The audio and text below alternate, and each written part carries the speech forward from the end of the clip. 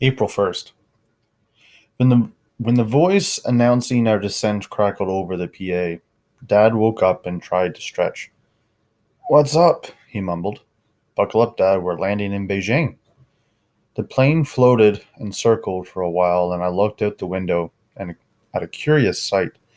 If you fly over Toronto at night, you see millions of bright white lights, like another sky full of stars.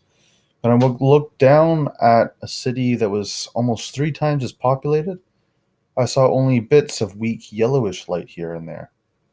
You'd never have guessed that a huge city was below you.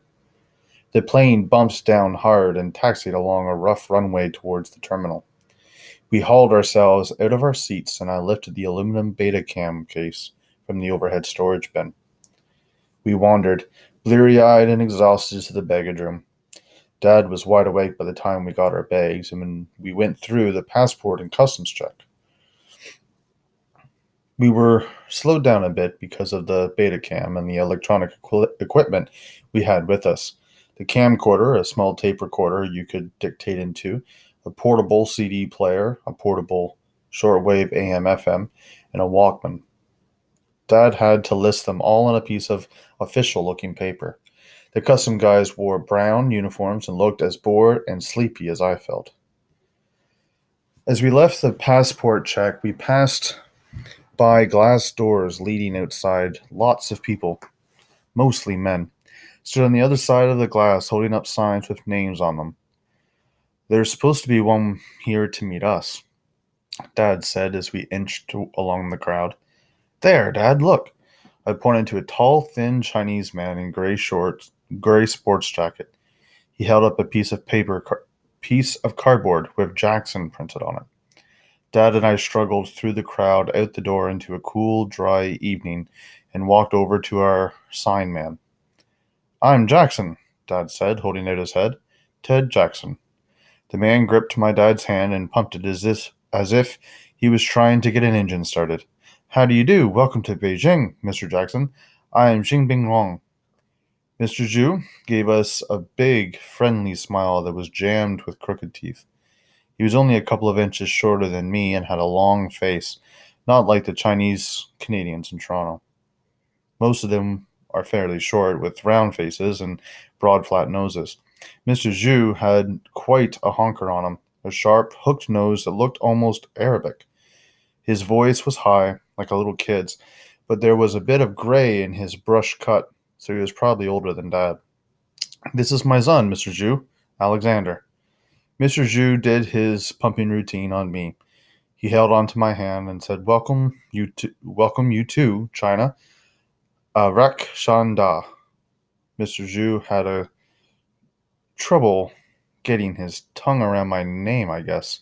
"I hope your stay is a happy one." He talked English with an accent, and he said words that ended in R like a Britisher, like ka for car, and Alexander. Oh, "Thanks," I mumbled, wishing he'd let go of my hand.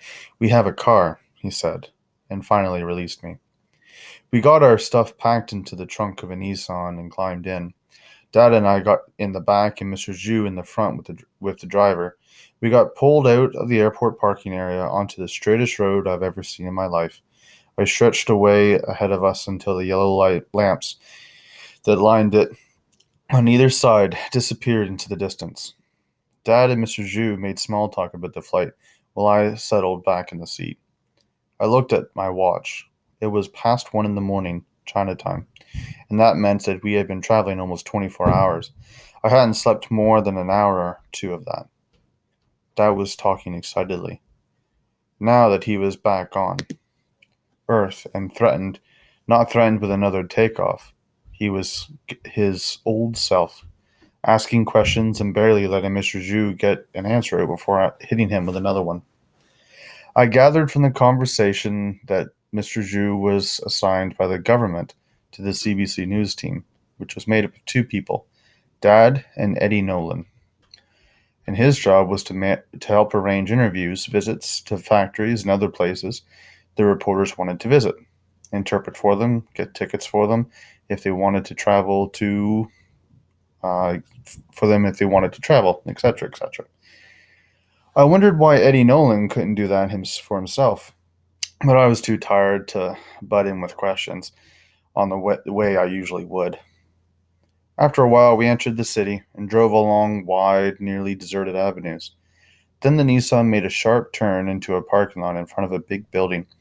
The car swept through the crowded lot, turned onto a ramp that curved up into the front door, and came to a stop. Beijing Hotel, announced Mr. Zhu in his high voice. I was stiff and sore and half asleep. After he had loaded himself up with our bags, Mr. Zhu led me through the big glass doors, across a wide lobby, and into an elevator. Mr. Zhu said something in Chinese to a sleepy woman in a hotel uniform who yawned and pushed a button, which was crazy because it was a self-serve elevator. The elevator stopped and we stepped into a long, dimly lit corridor. This way, said Mr. Zhu, and we followed him down the hall. He stopped and knocked on the door. It was opened by a heavily middle-aged white man. A thick steamed pipe jutted out from under his walrus mustache. He looked different than he did on TV, where I'd seen him a million times giving news and analysts from all over the world, and lately from China. Eddie Nolan was one of the CBC's top news correspondents. On TV, he was always Edward, but now he looked more like an Eddie in a wrinkled shirt, baggy pants, and slippers. Hello, Lao Zhu, he boomed. And you must be Ted. Welcome to the middle of the Middle Kingdom. They shook hands as Dad said, Glad to meet you, Eddie. I've been looking forward to working with you. Eddie looked curiously at me, eyebrows raised. And who's this? Oh, God, I thought, realizing that Eddie hadn't been expecting me. My dad had probably forgotten or neglected to have mentioned I was coming. My son Alex, Dad said. I brought him along for the experience, and I thought he'd get a lot out of it. Eddie didn't look too pleased as he held out his hand, which felt cold as it gripped mine. Hi, I managed. Glad to meet you. I would have been, too, if I hadn't felt so stupidly humiliated turning up unannounced. This guy was a big name all over Canada. I had never met a celebrity before. Leave it to Dad to screw it up for me. Well, Eddie growled, we'll try to find a spot for you. The suite of rooms consisted of a small vestibule with 4 doorways. One led to a bathroom, one to a brightly lit office, and the other 2 opened onto a good-sized bedrooms. Eddie Nolan led us into the office. A picture window filled the jar wall and reflected the office lights back to us like a dark mirror. On the sill was a row of flower pots of different shapes and sizes with all kinds of green plants in them. In front of the window, 2 big desks faced each other. One had a processor and a couple of telephones. On the other was an ancient typewriter, a fax machine, a tape recorder, and piles of tapes. Both desks were stacked high with wire in and wire out baskets, paper, and newspapers. Take a load off, Eddie ordered, waving towards a couch.